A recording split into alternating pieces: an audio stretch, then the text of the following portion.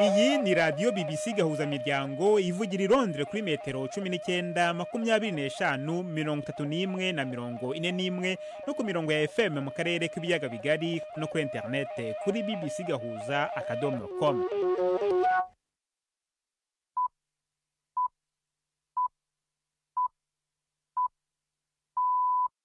Perezida Felix Tshisekedi wa Kongo yasabye mugenzi we u Rwanda Paul Kagame ko bafatanya mu gushakira umuti uramye umutekano muke uvugwa mu burasirazuba bwa Kongo.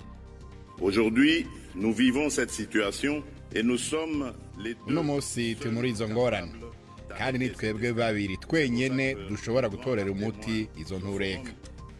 Mu Rwanda haravugwa inkuru y'urupfu rwa Ingabire Marie Immaculée, umwe mu bantu bari bazwi cyane mu kurwanya ruswa n'akarengane.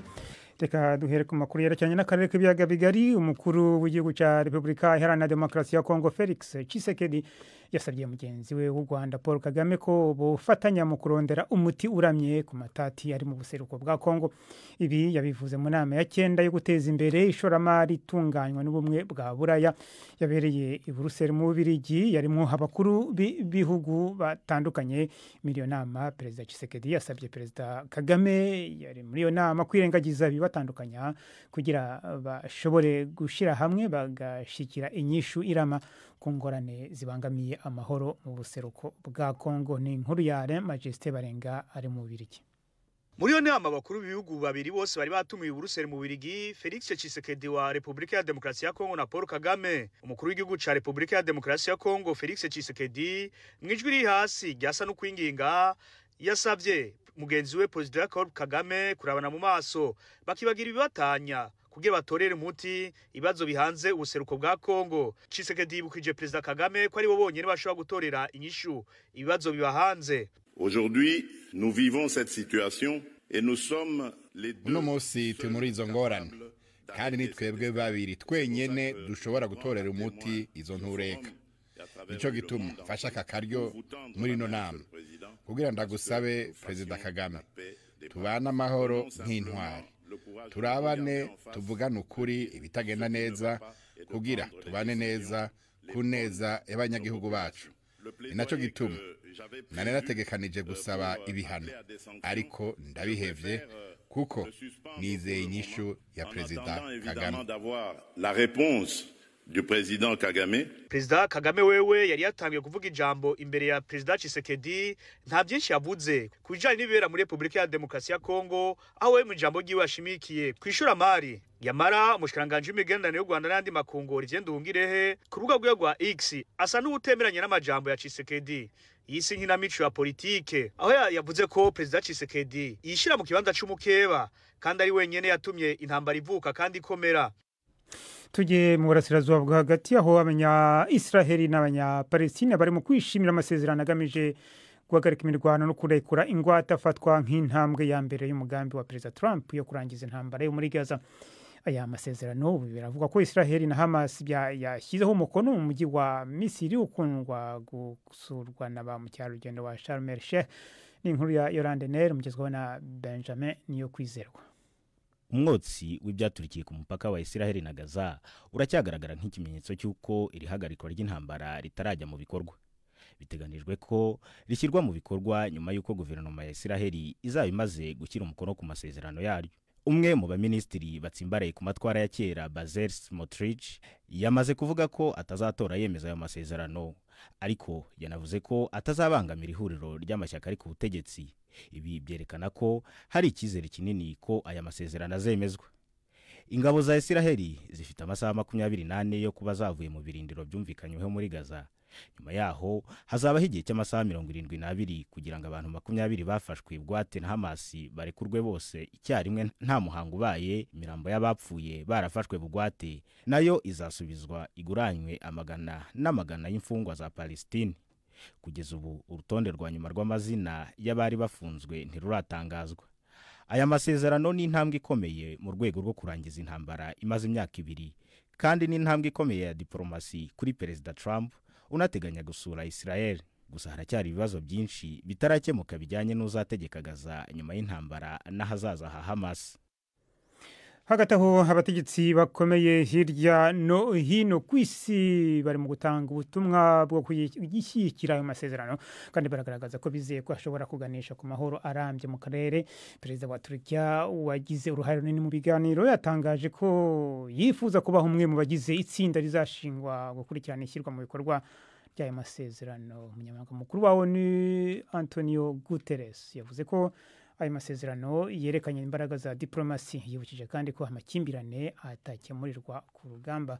Donald Trump yatangiye umunsi we atanga ubutumwa bwo gushimira ku mbuga nkoranyambaga ashima icyo yise umunsi ukomeye mu burasirazuba bwo hagati. BBC gahuza imiryango tugeze ku isaha ya 12:36 ku masaha yo mu Rwanda no mu Burundi.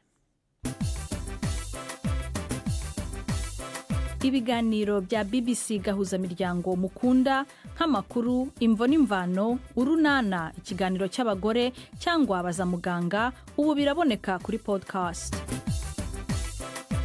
Jya kuri bbcgahuza.com maze ushake ahari podcast. Amakuru yose yuko podcast ikora nuko wayishyira muri telefone yawe byose urabihasanga. Tujye muri Madagascar aho imbaga nyinshi y'abantu yakozanyijeho n'igipolisi mu murwa mukuru w'icyo gihugu Antananarive.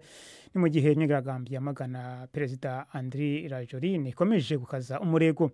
Abari muri iyo myigaragambyo bafunze imihanda bakoresheje amabuye nyuma yaho bahamagaje imyigaragambyo rusange gusaba ko yegura ku mirimo ye. Igipolisi cyafunze imihanda ikomeye yerekeza mu murwa mukuru kandi gita muri yombi benshi mu bigaragambyaga. Abo bigaragambya biganjemo urubyiruko bakaba bimye amatwi Perezida Rajoelina usaba ibiganiro nyuma yaho asheshe guverinoma ye agashyiraho umusirikare w'umujenerali ku mwanya wa minisitiri w'intebe.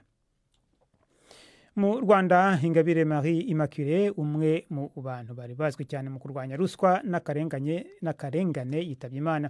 Yari umuyobozi w'ikigo kirwanya ruswa ku isi Transparency International ishami ry'u Rwanda. Biravuga ko yari amaze igihe kinini arwaye. Bimwe ku buzima bwe tubibaze Anne Marie niwe mwiza i Nairobi. Urupfu rwa mama Immaculée nk'uko abenshi bakundaga kumwita rwabaye mu gitondo cyo kuri uyu wa kane nyuma y'igihe kirekire yari amaze arwaye nk'uko byatangajwe na Transparency International Rwanda. Yarabereye umuyobozi kuva mu mwaka wa 2021. Ni inkuru yabaye inshamugongo kuri benshi nk'uko byakomeje kugaragara mu butumwa bwanyujijwe ku mbuga nkoranyambaga zinyuranye mu Rwanda. Ingabire Marie Immaculée yamenyekanye cyane mu ijwi riranguruye yakoreshaga mu kurwanya ruswa n'akarengane. Yakundaga kandi kugaragaza ashize amanga ibitagenda cyangwa se ibidakorwa neza n'ababishinzwe kabone nubwo baba ari abakomeye. Ingabire yari mu bantu batatinyaga kuvuga mu buryo bweruye ku bibazo by'ihotera rishingiye ku gitsina mu binyamakuru cyane cyane ku mbuga nkoranyambaga. Ibi byatinyuye bamwe mu bakorerwaga iri hohoterwa hanyuma nabo batangira kubivuga. Marie Immaculée utabarutse afite imyaka 63 yari yaravukiye mu gihugu cy'u Burundi aho umuryango we wari warahungiye atahuka mu Rwanda mu mwaka 1994. Ageze mu Rwanda yahise yinjira mu itangazamakuru dore ko yari abifitemo impamyabushobozi yakuye muri kaminuza ya Lille mu gihugu cy'Ubufaransa. Yabaye umunyamakuru mu kigo cya leta cyahoze cyitwa Orenforo ariyo RBA y'ubu ndetse akora mu kinyamakuru Imvaho Nshya. Ingabire yavuye mu itangazamakuru yinjira mu miryango itegamiye kuri leta na societe civile. Transparency International Rwanda ivuga ko ari mu bantu 20 ba mbere bayitangije icyo gihe hari mu mwaka w'2004. Tukiri ku nkuru yerekeranye n'u Rwanda ubushinjacyaha bwasabiye Germain Musonera igifungo cya burundu ndetse anategekwa kwishyura miliyoni 500 z'indishyi. N'urubanza rwaburanishijwe ingunga imwe mu gihe cy'amasaha agera ku 8 nta kuruhuka. Ubushinjacyaha burega Musonera kugira uruhare muri jenoside yabereye muri karere ka Nyabikenke akomokamo.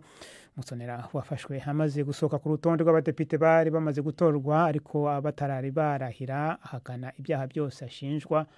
Akavuga ko ibyaregwa ari ibihimbano by'abantu batifuzaga ko yaba umudepite. N'inkuru ya Jean Claude Mwambutsa.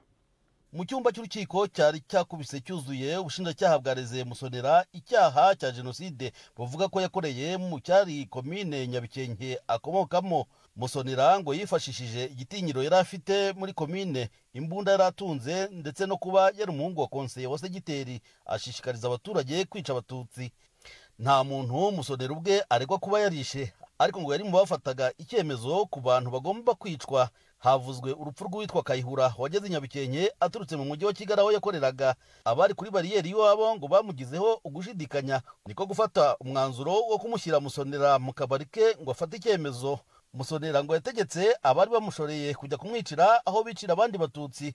Ubushinjacyaha buvuga ko iryo tegeko ryo kutamwicira aho yashoboraga no kuritanga Kayihura ntiyicwe. Yiregura, Musonera yahakanye kugira uruhare mu kwica abatutsi, ndetse avuga ko ari naho yagerageje gutakambira abicanyi ariko ntibamwumve.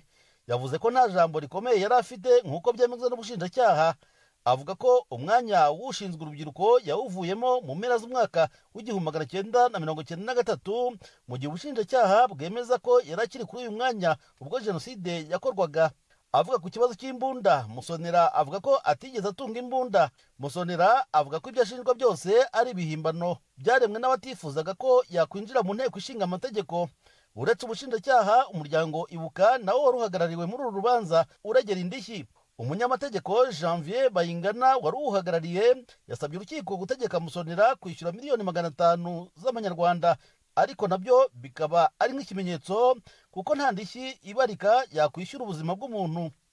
Germain Musonera yatawe muri yombi umwaka ushize ubwo yari amaze gusohoka ku rutonde rw'abadepite b'ishyaka FPR, cyakora afatwa hatarabaho umuhango wo kurahira.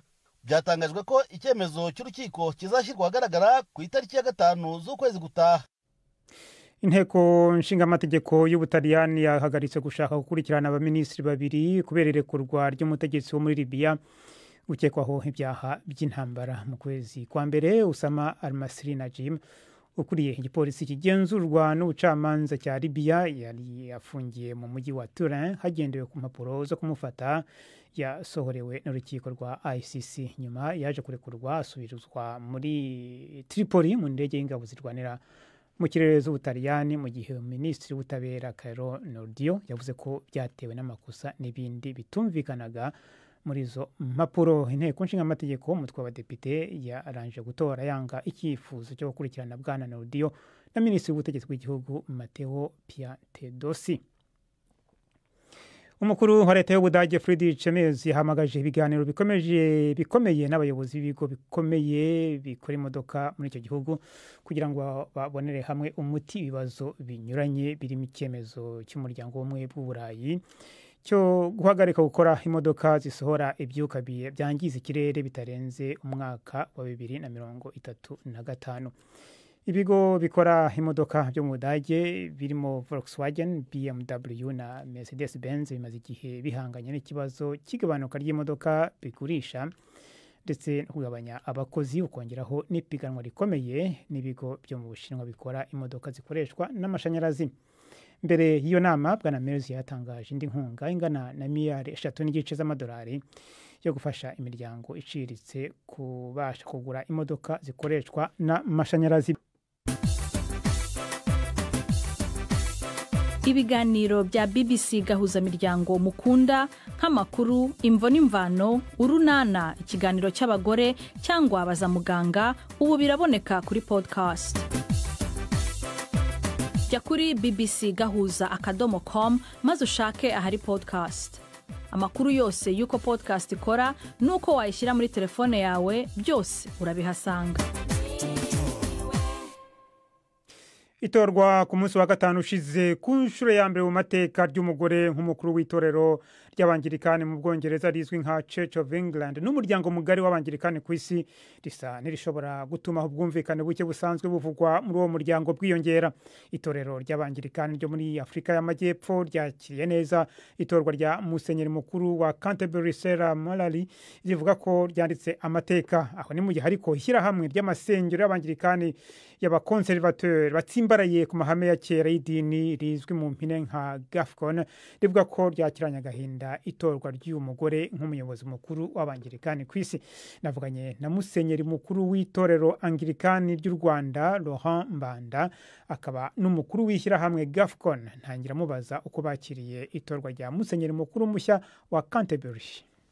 Icyambere cyo shaka gusobanura, ntabwo ari umuyobozi mukuru w'itorero Anglikani ku isi yose, kuko hari igice kitemera gufatanya na Archevêque wa Canterbury. Iragoye bizi yuko hari abayikubiye muri Gafcon ndetse no muri Global South ndetse n'itorero ry'u Rwanda Anglikani ry'u Rwanda, ntabwo ari Anglikani mu Rwanda, ni Anglikani ry'u Rwanda, twamaze kwitandukanya tutajya mu manama yabo, tudafatanya nabo kugeza bamaze guhindura umwifato, imyemerere, inyigisho zitajyanye n'ijambo ry'Imana. None se itorwa ry'uyu musenyeri w'umugore hari icyo rigiye guhindura kuri ibibazo musanzwe mufitanye n'abayobozi ba Anglikani bava mu kiliziya ya Church of England hano? Ntacyo tubona bizahindura kuko n'abamubanjirije ntacyo bahinduye.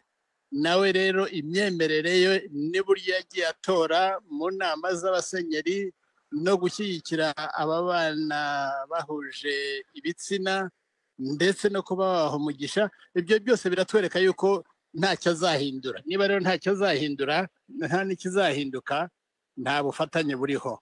Nk'abantu batabikurikiranira hafi, ingingo z'ingenzi mutumvikanaho ni zihe? Ni nyinshi. Icya mbere ni ijambo ry'Imana, kwigisha ijambo ry'Imana uko riri. Icya kabiri ni inyigisho zitajyanye n'imyigishirize y'ijambo ry'Imana, gushyingira abahuje ibitsina, kandi tuzi ko ijambo ry'Imana twigisha ko aba bana ari umugabo n'umugore bashyingiwe mu buryo bw'ijambo ry'Imana. Ikindi ni uko instrument za kominiyo Anglikane zaduhuzaga zose nta na zimwe bubahiriza. Ibyo ngibyo byavuzwe kenshi, twagiye duhamagarira abarishebeke b'i Canterbury kugira icyo bahindura mu mikorere yabo, mu myumvire yabo, mu myitwarire yabo, mu nyigisho zabo, mu kwimakaza ijambo ry'Imana. Ntibyakozwe. N'uyu rero hari byinshi yagiye ashyigikira bihuye n'ibyo ngibyo twarwanyaga. Ntabwo rero n'ubu ngubu tumwishimiye na gatoya. Cyakoze ni byiza ko yatowe, nagira icyo ahindura mu nyigisho, akagira icyo ahindura mu myemerere, akagira icyo ahindura mu byo twumva tudashobora kwemera no kwimika, ubwo azadushaka tuvugane. Ariko ubundi ubu ngubu nta bufatanye buriho, nta no kumushyigikira kuriho, nta n'inama ze Gafukone cyangwa bikubiye muri Gafukone bazitabira nk'uko byamaze kwemezwa kandi byavuzwe kuva kenshi. Turi muri kominiyo Anglikani, ntabwo turiho tuyivamo, ariko ibyo kuyoborwa n'abatemera ijambo ry'Imana, ibyo ubwabyo bibakura muri kominiyo Anglikani. Kuba ari umusenyeri w'umugore cyo nabyo ni ikindi kibazo. Nabyo ni ikindi kibazo ku Anglikani bamwe bamwe, ntabwo ari bose, ariko hariho ababifite ikibazo. Naho mu Bwongereza ubwaho hari ababifitemo ikibazo, babona yuko umudamu adakwiye kuba umwepiskopi mukuru.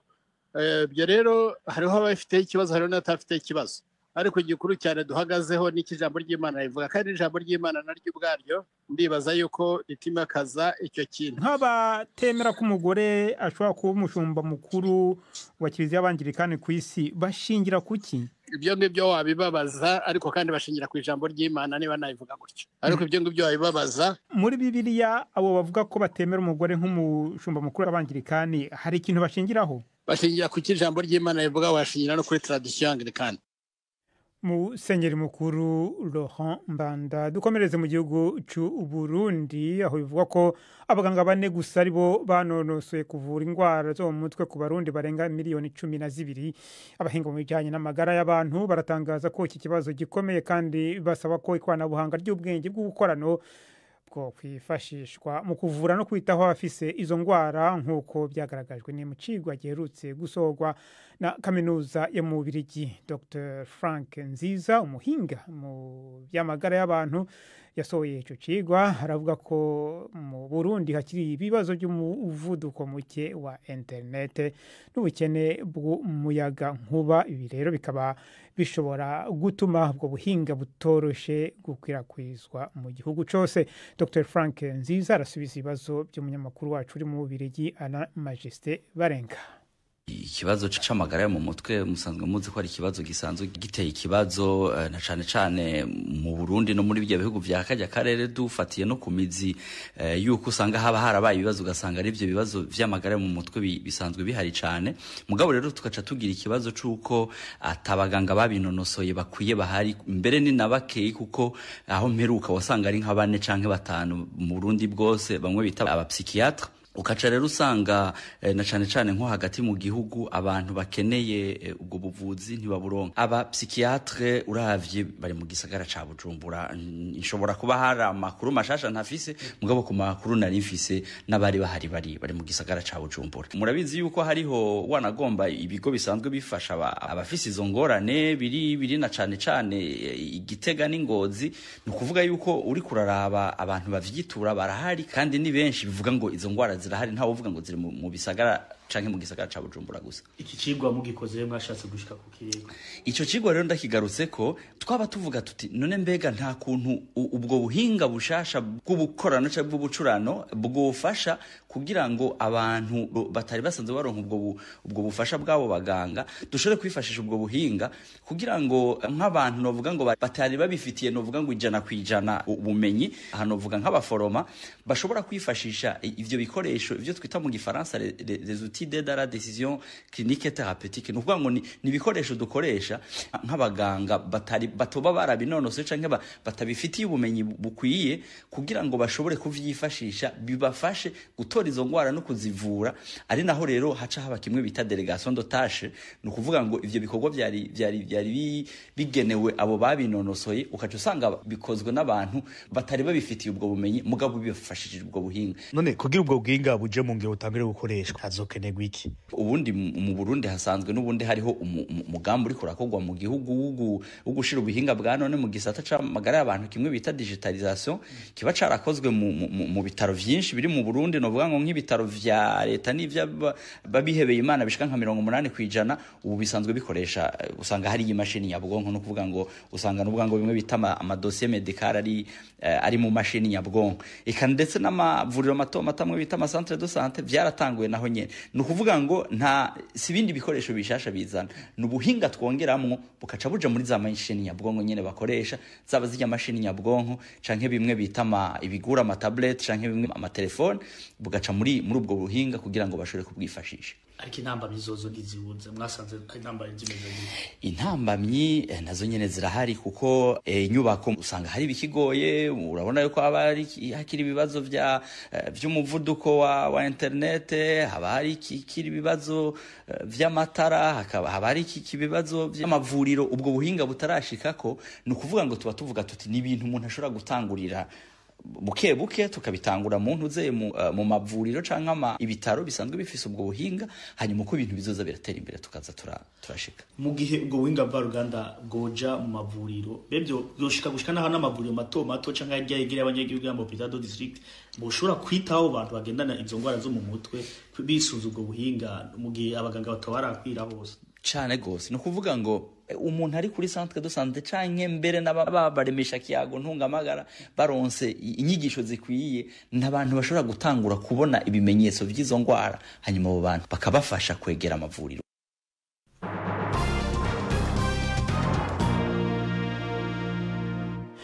Ikaze ku makuru arambuye duhera mu karere k'ibiyaga bigari, tugaruke ku nkuru twabagejejeho ejo hashize ireba u Rwanda na Repubulika ya Demokarasi ya Kongo. Ejo hashize kuwa kane Perezida Felix Tshisekedi wa Kongo yatangaje ko we na Perezida Paul Kagame w'u Rwanda bafite urufunguzo rwo kugera ku mahoro mu karere, anamusaba gukorana mu gushaka umuturambye w'ibibazo byabaye agatarira nzamba mu burasirazuba bw'iki gihugu gikungahaye ku mutungo kamere. Mu ijambo yavugiye i Buruseli mu nama ya kabiri igamije guteza imbere ishoramari yateguwe n'umuryango w'ubumwe bw'ibihugu by'Uburayi, yarimo na Perezida Paul Kagame. Ariko nyuma yo kumva ibyatangajwe na Tshisekedi, Minisitiri w'Ububanyi n'Amahanga w'u Rwanda avuga ko ibyavuzwe na Bwana Tshisekedi ari ikinamico. Mu magambo ye ko urufunguzo rw'amahoro rufitwe nawe wenyine. Twashatse kumenya rero birambuye icyo Olivier Nduhungirehe asobanura kuri ayo magambo yavugiye kuri Twitter cyangwa se X. Mvugana nawe natangiye mubaza impamvu avuga ko ibyatangajwe na Tshisekedi ari ikinamico.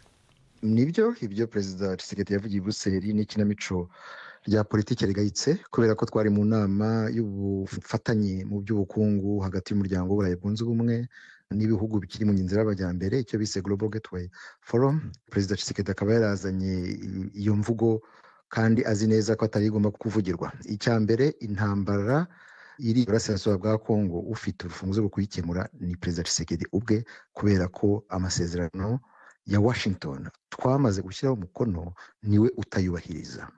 Ntabwo rero agomba kugaruka ngo avuge ngo atanze ikiganza cy'amahoro, kandi icyo kiganza cy'amahoro twaragitanze mbere kandi twaragize n'umukono ku masezerano. Ariko ayo masezerano nyine muvuga iyo mwashyiriyeho umukono i Washington mu kwa gatandatu, ngira ngo impande zombi ibihugu by'u Rwanda na Kongo hari ibyo buri gihugu cyasabwaga. Mu Rwanda mwasabaga ko Kongo igomba kurandura umutwe wa FDLR, ariko Kongo igasaba namwe u Rwanda gukura ingabo z'u Rwanda ku butaka bwa Kongo, ngo n'ingamba muvuga ko arizo kwirinda mwashyizeho. Ibyo ngibyo impande zombi zarabyubahirije? None se uko bizi umutwe wa FDLR harawigeze, hari ingamba z'ubwirinzi zashyizweho kugira ngo zirinde nyine uwo mutwe w'abajenosideri wa FDLR. Ayo masezerano yashyizwe umukono, amasezerano ya Washington, hashize amezi arenga 3, kandi ubu ngubu iki gihe tuvugana umutwe wa FDLR wakorana n'ingabo za Kongo, ndetse wahaba ahubwo ngira ngo na assurance yuko nta kizawubaho muri ibi bihe. Rero bigaragaza ko Perezida Tshisekedi ari udafite ubushake bwo gushyira mu bikorwa aya masezerano ya Washington, bigaragazwa n'ibitero bya buri munsi akoresha indege ze z'intambara, izi drone, yibasira abanyamurenge, agatera ibirindiro bya AFC 23 binyuranyije n'agahenge kashyizweho umukono i Washington ndetse ni Doha. Hamwe nko ku ruhande rw'u Rwanda nk'ibyo mwasabye byo gukura ingabo ku butaka bwa Kongo, byo mwebwe mubigezeho? Ibyo ntaho byanditse. Uzasome neza amasezerano ya Washington, ibyo ngibyo byo gukura ingabo z'u Rwanda ngo muri Kongo ni ibivugwa namwe banyamakuru. Jewe ndeba ibyanditse mu masezerano ya Washington, harimo kurandura umutwe wa FDLR no gukuraho ingamba z'ubwirinzi. Ibyo ngibyo nibyo byanditse mu masezerano ya Washington, kandi niko bimeze. Mu ijambo rye yavuze ko ngo yari yaje ashaka gusabira u Rwanda ibihano, ariko ngo abonye Perezida Paul Kagame mu nama yari arimo, igice cy'ibyo yari yanditse mu ijambo aragihagarika, kwerekana ko ngo ashaka amahoro. Iyo ntabwo ari intambwe ashobora kuba yarateye ashaka kwerekana ko impande zombi bashaka ko mwumvikana?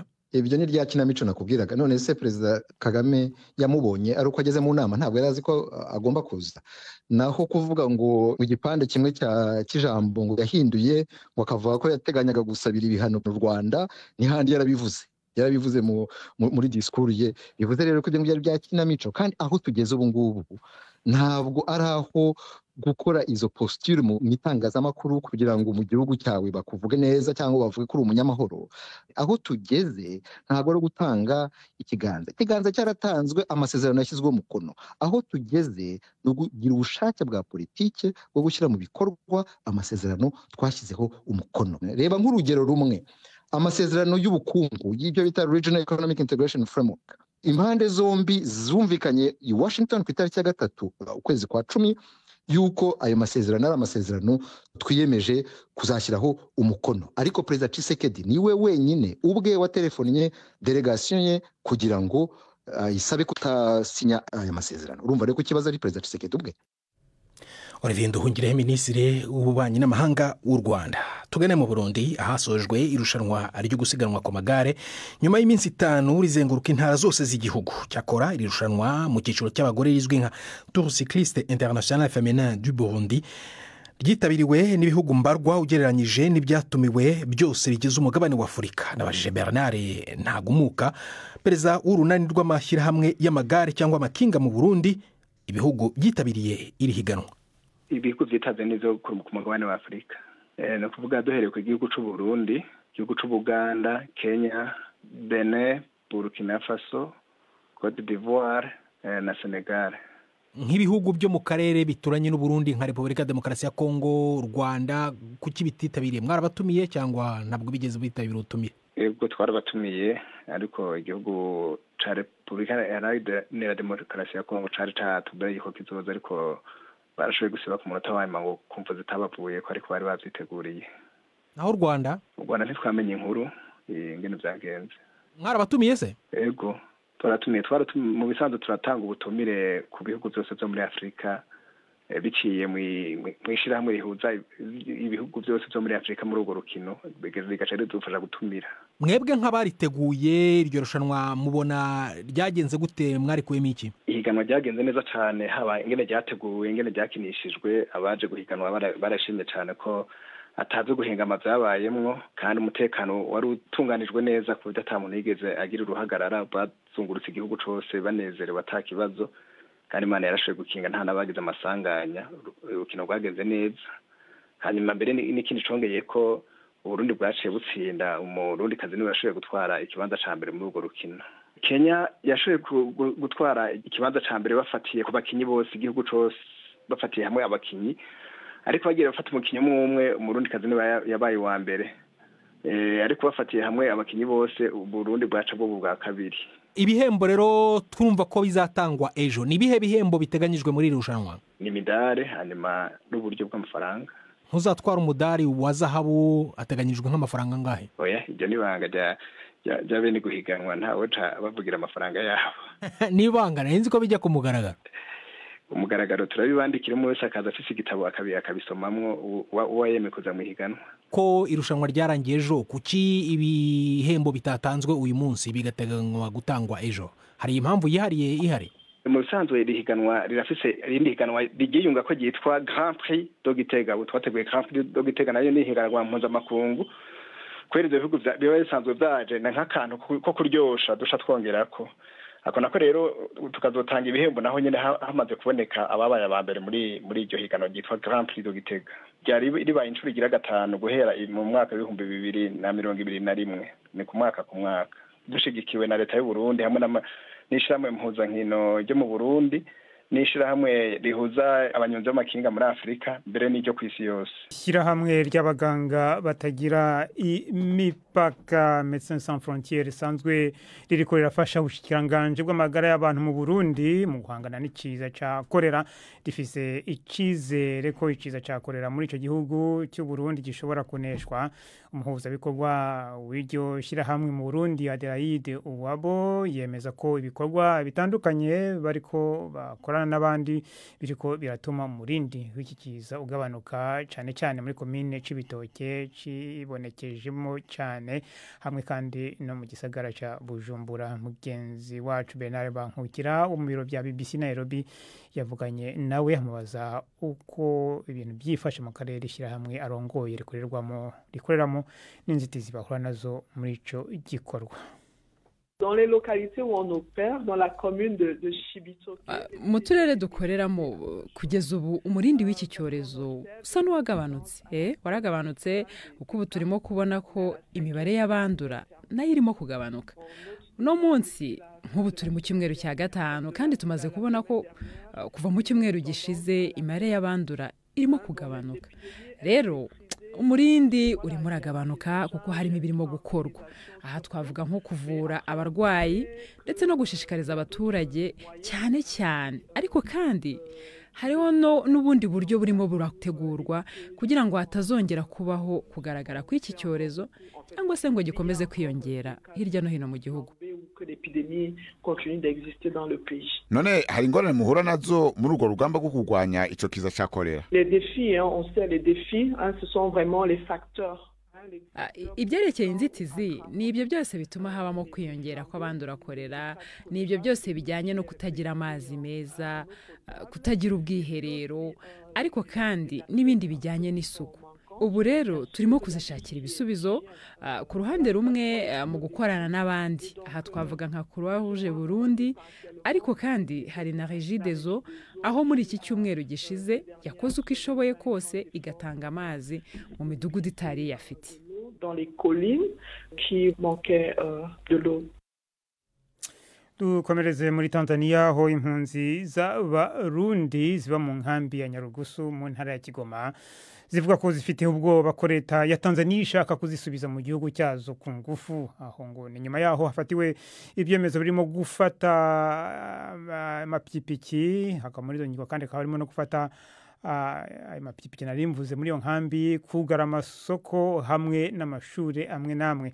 Impunzi zikavuga ko ivyo bisa nuko ari amayeri ya leta ya Tanzania yo kuzirukana. Iyo nkambi ya Nyarugusu irimo impunzi z'Abarundi zirenga 140. BBC gahuza imiryango yashatse kumenya uko ibintu byifashe maze ivugana n'umwe muri izo mpunzi uri mu nkambi ya Nyarugusu uvuga ko yitwa Frank.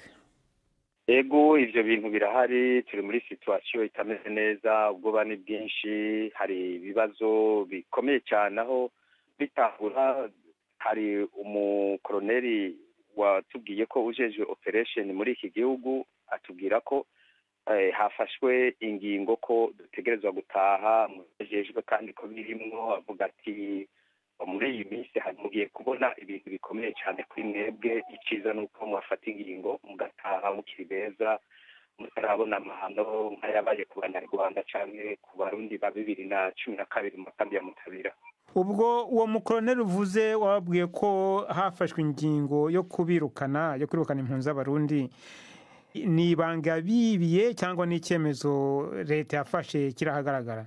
Ntabwo twamenye ko atari ibyo akuye muri leta, kuko ni umutegetsi ukomeye cyane, kandi yatubwiye ko mu byo ajejwe operation mu gihugu. Aratubwira ati nimutafata ingingo kugira ngo mutahe, mugiye kubona ubunyene bwa vuba ibiba hano muri izi kambi, kuko mu byo njejwe ni operation, kandi mutagiye murabona ibyabaye ku banyarwanda, murabona n'ibyabaye Mutabira muri 2012. ubwo kandi avuye hano hari ibyaciye bitangura kuboneka hadaciye n'iminsi 2. Ariko nta cyemezo kirahagaragara kiri hanze cya leta ya Tanzania kibasaba gutaha. Icyemezo barabitubwiye akatari gake, amanama yose yagiye kugwa hano. Hariho nk'uyu ujijwe ibibazo by'impunzi mu bushikiranganji bw'intore hagati mu gihugu Sudi Mwakibasi, hari ba John Warioba, ba Muratibu bajejwe ibikorwa nyene by'impunzi hano muri intara ya Kigoma. Hari n'abandi bategetsi batari bake bagiye baza batubwira ati harageze ko mufata ingingo mugataha. Rero mwene ibyo ni ibya kera twagiye tubyumva bakabivuga, ariko bigahagarara. Ngenda kubaza nti hari icyemezo gishya kiri hanze cyasohotse? Icyemezo baratubwira ko ari itegeko bahabwa nabo na leta, abo bo muri MCA baserukira leta hano mu ikambi. Bavuga bati twebwe duhabwa amategeko kandi tukayashira mu ngiro. Ni leta, kuko turi mu maboko ya leta ya Tanzania, kandi ibiriko biratuba ko gushika uyu munsi tuvugana ntabwo turumva ijwi rya leta ribyamagana ngo ribyanke kubiriko birakorerwa impunzi. None mwarabajije muri Minisiteri y'Ubutegetsi bw'igihugu bababwira ngo iki? Twebwe mu bushikiranganji bw'ino hagati mu gihugu ntabwo dufise uburenganzira bwo kubabaza, kuko bafise ababaserukira hano mu ikambi baserukira leta. Abo nabo nibo badutuma ko bakadukoresha amanama batubwira ibigezweho kandi bitegereza gushirwa mu ngiro. Nyuma yaho uwo mukoloneli asa nk'ubibiye ibanga akababwira ko hafashe ingingo yo kubirukana, hakurikiyeho iki? Hari abantu batangiye gufatwa barirukanwa? Ibyakurikiye batanguye bugara amashuri, bugara ekole materinere zose ziri kuri kote y'impunzi z'abarundi.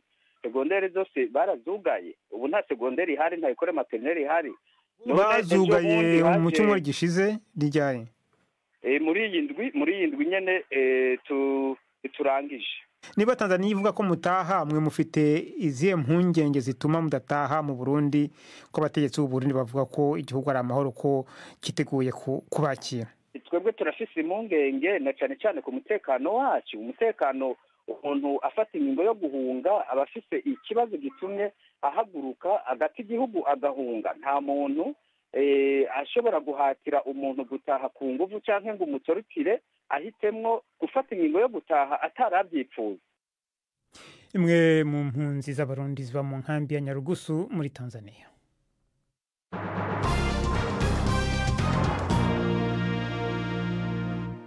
Ukomeje kumva BBC gahuza miryango, muradukurikira kandi kuri Kisoro FM mu majyepfo ya Uganda. Dukomereze mu burasirazuba bwa Repubulika ya Demokarasi ya Kongo, aho mu cyegeranyo gishya cyerekana uko ibintu byifashe mu burasirazuba bw'icyo gihugu. Komite mpuzamahanga y'umuryango utabara imbabare ku isi CICR mu kwezi kwa 9 yasanze 85% by'ibigo by'ubuvuzi bifite ikibazo kibura ry'imiti yibanze ikenerwa cyane aho ni mu gihe hafi 40% by'ibyo bigo byaratakaje abakozi bo mu buvuzi. Izi akaba ari ingaruka zatewe n'umutekano muke nawo watewe n'intambara ivugwa muri ako karere. Mu kanya kashize navuganye na François Moreyon ayoboye CSR muri Repubulika ya Demokarasi ya Kongo, yatangiye hambwira uko ibintu byifashe. Alors écoutez, le CSR iherutse gukora kuva itariki 2 gushika itariki 10 ukwezi kw'icenda icigwa co kuraba uko kuronka ubuvuzi bw'ibanze kwifashe ishingiye ku mavuriro 240 mu ntara za Kivu ya ruguru n'iyepfo. Ico cigwa cakurikiye ikindi twari twakoze mu kwezi kwa kane no mu kwezi kw'indwi ku mavuriro 109 kikaba cerekana ko ibintu bimeze nabi cane, haba ahagenzurwa na FC M23 haba ahagenzurwa na leta. Uko ibintu vyifashe byari bikwiye kwitabwaho cyane uko bishoboka, kandi abantu bakumva yuko bimeze nabi cyane, kuko ngaha tuvuga amavuriro ashika ku 80% twasuzumye ugasanga aheranwa n'imiti. 40% y'ayo mavuriro nayo abakozi bakaba barayahunze. Tugeranije no mu kwezi kwa kane 71% y'ayo mavuriro niyo yaheranwa n'imiti. Urumva ko hiyongeye ko 18% muri ayo mezi aheze. Ikindi giharuro gitegerezwa kudutera umutima uhagaze nuko mu kwezi kwa kane 37% y'amavuriro yaragifise abagira neza bayashigikira. Ubu hakaba hasigaye 20% gusa y'abagifise abagira neza bayashigikira kubera ikibazo c'uburyo bwo guhangana n'ivyo bibazo. Ni izihe mpamvu z'ingenzi zituma inzego z'ubuvuzi zarazahaye cyane muri kariya karere? Alors les facteurs sont multiples. Imvo ni nyinshi. Ubu mbere hari kuba uburyo abatanga imfashanyo baronka bwaragabanutse. Bamwe baragabanuye ibyo bahora bakora, ibindi barabihagarika. Hari n'ikibazo cyo gushikana ibintu aho ushaka mu gihe hari ibibuga by'indege byugawe kandi byahora bikoreshwa mu kuzana iyo miti. Hari rero n'imirongo y'urwasiro rw'abagwana iba inzitizi hirya no hino mu gushikanayo iyo miti. Uko mubibona rero imvo ni nyinshi. Comme vous pouvez le constater, les causes en sont multiples. Watubwira muri make imwe muri iyo miti yibanze ikomeje kubura? La situation est assez disparate. Ibintu ntibyifashe kumwe hose. Ku ndwara zimwe zimwe ibintu byifashe cyo kimwe hose, aho tuvuga imiti ya malaria, imiti y'igituntu, yo gufufahaza sida, incanco, imiti ihabwa abasamanijwe ku nguvu. Iyo muri rusange usanga yaraheze. Hari n'ingaburo kubarya nabi.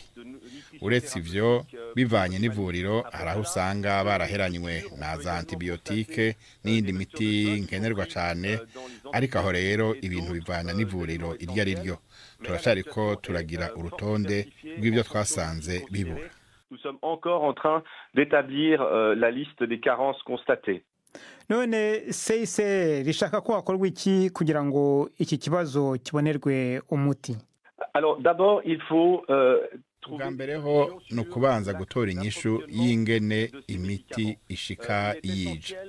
Hanyuma ni ukuraba ibintu abanyagihugu bakeneye cyane kurusha ibindi, kuko ku mafaranga abafasha bafise ntibagishoboye gufasha icarimwe ibibazo byo gukingira hamwe n'ikibazo c'ingene ubuseruko bwa Kongo busanzwe butunganijwe.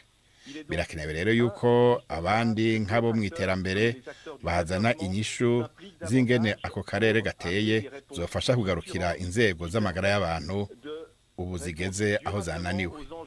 Auquel fait face un système de la santé qui est à bout de souffle actuellement. François Moreyon yoboye CSR muri Repubulika ya Demokarasi ya Kongo. Minisitiri w'intebe w'Ubufaransa Sébastien Lecornu yeguye ku mwanya we, abaye umuyobozi wa guverinoma wa gatatu weguye mu gihe kitageze ku mwaka. Bwana Lecornu uri hafi cyane ya Perezida Macron yagenwe mu byumweru 3 n'igice gusa, kandi ejo hashize nibwo yari yatangaje abagize guverinoma. Inkuru ya Hugh Schofield muragizwaho na Prime Ndekomagenge. Vy'ukuri politike y'Ubufaransa yongeye kuzama mu kubura amaragamo n'akajagari. Sébastien Lecornu nta n'ukwezi kwari bwahere agenywe ngo asubirire François Bayrou. Kuva ico gihe ico yashoboye gukora cyonyene kwabaye ukuvugana n'impande zitandukanye kugira ashireho abagize leta yiwe. None haheze amasaha make asohoye amazina y'abagize iyo leta harejo ku mugoroba. Lokorni muri iki gitondo yaciye avuga yuko iyo leta yiwe idashobora gukora, aca atanga imihoho. Uko bishobora kuba vyagenze nuko umukuru wa Centre Droite Bruno Retailleau yahora ari umushikiranganje w'intwaro yo hagati ubwa mbere yari yemeye kuja muri iyo leta, mu nyuma arisubirako byose bica bigwa hasi.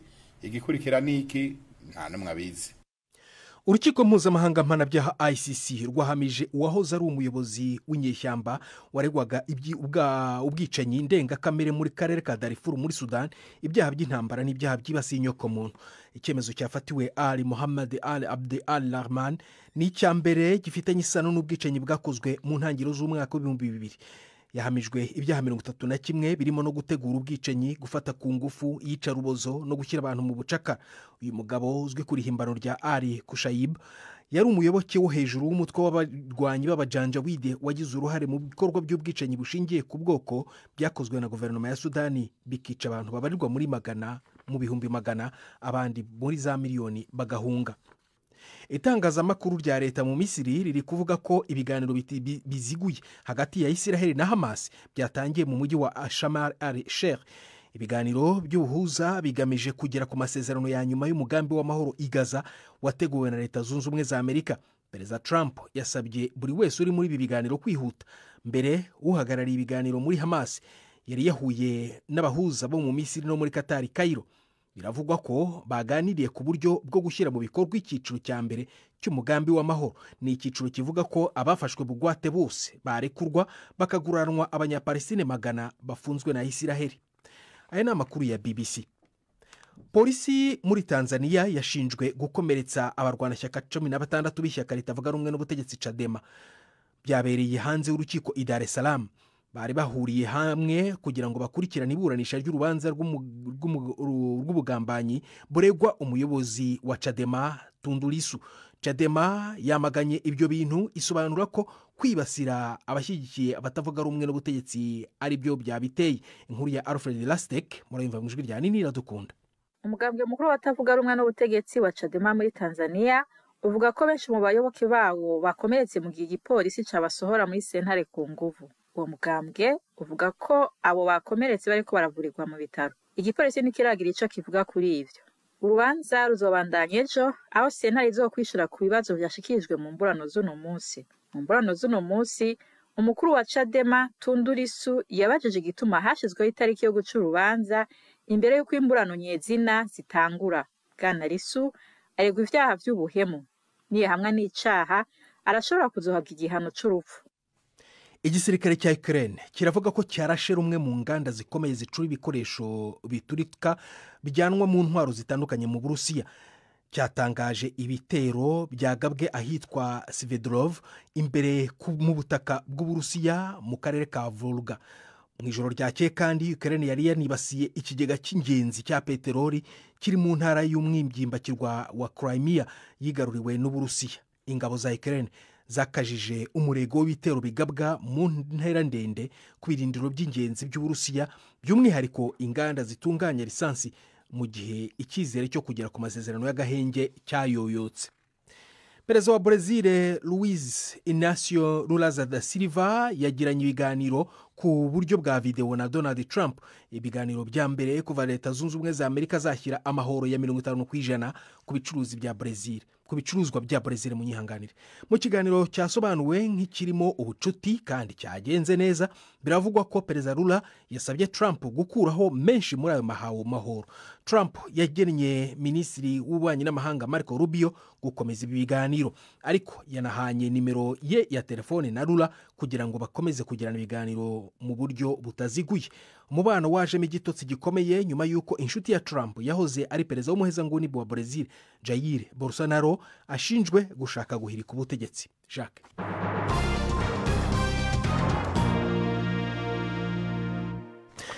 dusubire mu Burundi. Kumugara si ukunanirwa. Ibyo biravugwa n'abanyeshuri basaga 300 mu Burundi bifuza kubonwa n'abafite ubushobozi nk'abafite ubushobozi buturuka ku muhate wo kwiteza imbere n'igihugu cyabo. Aba banyeshuri babana n'ubumuga bwo kutumva no kutavuga, bagaturuka mu miryango itishoboye ariko bakabona inyigisho binyuze mu rurimi rwihariye rw'amarenga. Barafashwe rero n'umugiraneza w'umunyamerika wavukiye i Bujumbura wabubakiye ishuri rigezweho n'ibikoresho nkenerwa. Patrick Waso yagiye muri komine Gisuru aho iryo shuri riri kureba uko biga no kumva indoto zabo. Adutegurira inkuru ikurikira. Igihungabane ritagira irivuga. Turi mu ishuri ryubatse ku mutumba na komine Gisuru mu ntara ya Buhumuza. Ni ishuri ridasanzwe, abahiga bose bafise ubumuga bwo kutavuga no kutumva. Abana biga mu nyubakwa nziza y'amagorofa 4. Umunyeshuri umwe arafise akameza kiwe n'agatebe kiwe kari mu mbaho zibaze neza. Ibirasi ni hafi 17. Abo banyeshuri bambaye umwambaro usukuye. Abari mu mashuri mato mato bambaye zisa n'ubururu hasi, hejuru naho ni beige. Abiga mu yisumbuye bambaye ibara ry'agahama hasi na beige hejuru. Igihungane ry'urunani riri ubwoko bwinshi. Ubwa mbere hariho igihungane ry'urunani mananyi. Umwigisha ari imbere ariko aravuga, ariko bobo baraba cyane iminwa yiwe n'intoke kuko abigisha akoresheje ururimi rw'ibimenyetso by'abanyamerika. Kubigisha uko bituma umwigisha wabo akoresha ingufu nyinshi mu kwitegura. Epipode Nzeyimana amaze imyaka 5 yigisha akoresheje ururimi rw'ibimenyetso. Turategura nk'uko abandi bose bategura ivyigwa abigisha bavuga, ariko twebwe natwe aho bica bigumira nuko igihe turiko turategura duhejeje gutegura nk'abandi tuca twongera tugafata umwanya muremure wo gutegura ivyo vyigwa kugira ngo tubihindure tubikura muri ya nteguro y'abandi bavuga twongere tubishire mu rurimi ushobora kumvikana kuri aba bana bagendana ubumuga bwo kutumva no kutavuga. Tuba tuko turigisha kugira ngo dushobore gutahurana igihe turiko turabigisha. Umunyamerika yitwa Daniel Johnson niwe yashinze iryo shuri ryatanguye gukora muri 2018. Ni umunyamerika ariko yavukiye Bujumbura kuko sekuru wiwe yari umisionari yabaye mu Burundi kuva mwaka wa 1950 gushika apfuye muri 2001. Nabajije Daniel Johnson ingene yavuye Bujumbura mu burengero bw'u Burundi akaza gushinga ishure mu Gisuru mu buseruko ku birometero birenga 215 uvuye i Bujumbura. Jewe ndi umukristo cambona ni gute abo bana bomenye Imana kuko nimba ntibavuga ntibumva bababwira ubutumwa bwiza gute. Urumva rero nico gituma navuze ni ngombwa tutanguza ishure kugira ngo abo bana bamenye ururimi, bamenye kuserura iciyumviro canke kuvyumva ibintu bakoresheje ibimenyetso no kwandika no gusoma, hanyuma niho bazoshobora gutera imbere kandi niho bazoshobora kumenya Imana. Ababa mu kibano aho iryo shuri Gisuru School for the Deaf riri barashima umugira neza yabazaniye iryo shuri. Emmanuel Nyamweru arafise umwana ahiga. Novuga yuko umuntu yoba afise umwana atumva canke atavuga hanyuma akamunyegeza nka kumwe kwera twahora tubanyegeza ngo ntiyoje habona mu bandi yo mushira habona mu bandi hanyuma iki kigo kikamumenya kikamufasha nkuko cadufashije nawe iryo terambere turiko turatera tujamwo nawe ntiri musige. Gushika ubu amashuri y'abagendana ubwo bumuga bwo kutumva no kutavuga aracarabiri gusa mu Burundi bwose. Rimwe riri Bujumbura ry'abana bashika hafi 125 n'iryo ryo mu Gisuru ririmo abanyeshuri 312. Igitigiri c'abagendana ubwo bumuga mu Burundi bwose ntikizwi. Muri komine Gisuru mu ntara ya Buhumuza, Patrick Waso. Dr. Celestin Mutuyimana ni impuguke y'umunyarwanda mu buzima bwo mu mutwe n'umuvugizi mu ndwara rusange.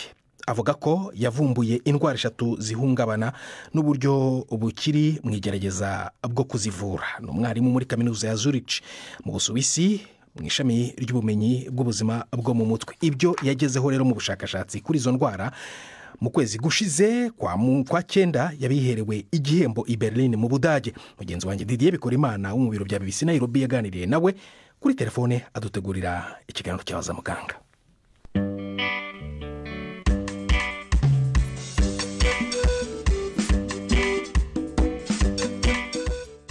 Muri iki kiganiro cyabaza muganga natangiye mbaza Dr. Celestin Mutuyimana izo ndwara yavumbuye zatumye bamuhemba. cyane cyane ni ibintu bitatu byatumye bampemba. Mbere y'uko ntangira ubushakashatsi hari hariho uburwayi bwo mu mutwe buterwa n'ihungabana buzwi ku isi hose, buzwi nka PTSD mu rurimi rw'icyongereza, mu kinyarwanda tubyita ihungabana, post traumatic stress disorder. Hanyuma ariko hakaba hari abantu baba bafite ibimenyetso batajya bibona na rimwe bafite ibyo bimenyetso, nk'uko bivugwa mu bitabo by'abahanga byandikiwe muri Amerika n'i Burayi, ibyitwa nka DSM na ICD-11. Ukabona abantu bararwaye ariko ntibazigere bibona muri ibyo bimenyetso bafite. Hanyuma rero ubushakashatsi bwanjye bwa mbere bwari ubwo kureba ibyo bimenyetso byihariye bitewe n'umuco umuntu atuyemo. Kugeza ubu rero namaze kwerekana uburwayi bugera kuri 3, ntabwo buremezwa ngo uburwaye international mpuzamahanga, ariko nibura burazwi. Mbere y'uko nkora ubushakashatsi ntabwo bwari buhari. Ubwa mbere ni ibikomere by'amateka, ibyitwa mu cyongereza historical trauma.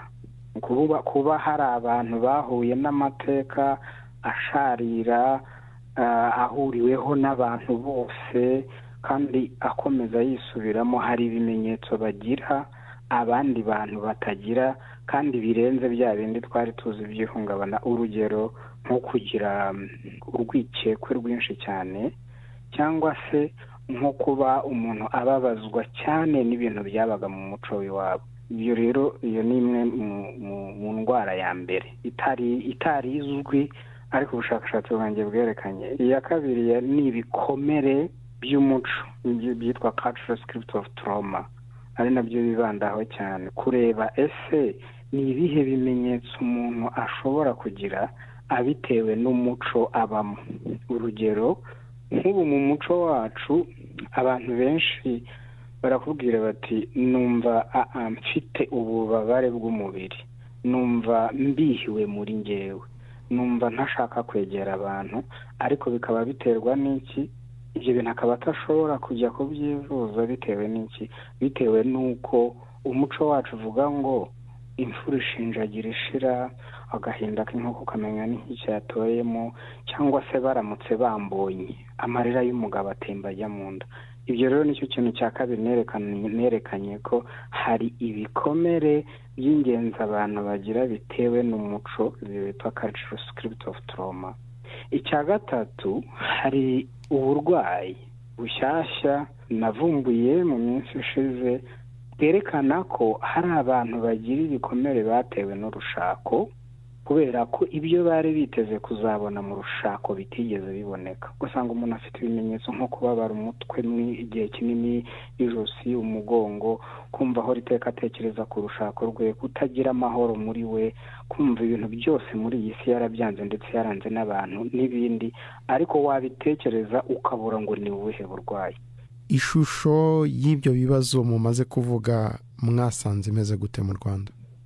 Kugeza ubu muri rusange navuga ko mu Rwanda ndetse no mu karere, kuko ubushakashatsi bwinshi bukorera no mu karere muri East Africa, Tanzania, Kenya na Uganda, abantu batari munsi ya 30% baba bafite ibibazo baterwa no kunyura mu bikomere by'amateka.